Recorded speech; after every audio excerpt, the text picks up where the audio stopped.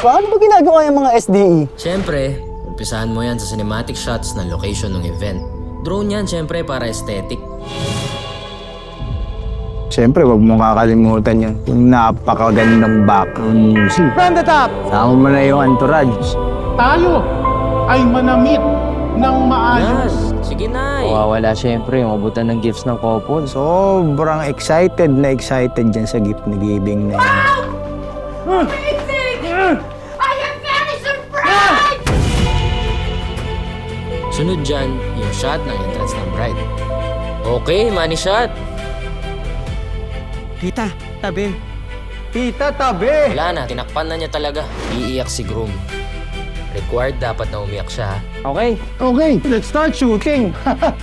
Pumapasok sa reception, first dance. Bla bla bla, tapos kuha na ng pera. Ganun lang lagi. Paulit-ulit. Ang boring, di ba? Pero wala naman na berya. Bert, may sabihin ako sa'yo, huwag ka magalit ah. Ano? Pagalit nga ni. Ano? Sobrang husay namin eh. Walang kapalpak-palpak. Pusit naman, hindi pa na-charge ngayon pa talaga. Anong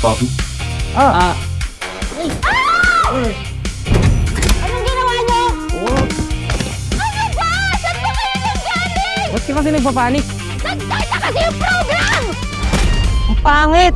Walang kwenta yung mga shots. Bestest of best of the power of the best. Effort na lang talaga, tol.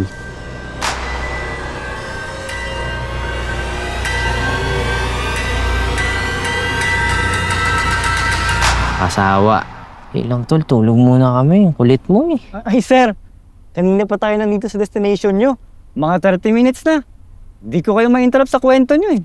Ang ganda eh.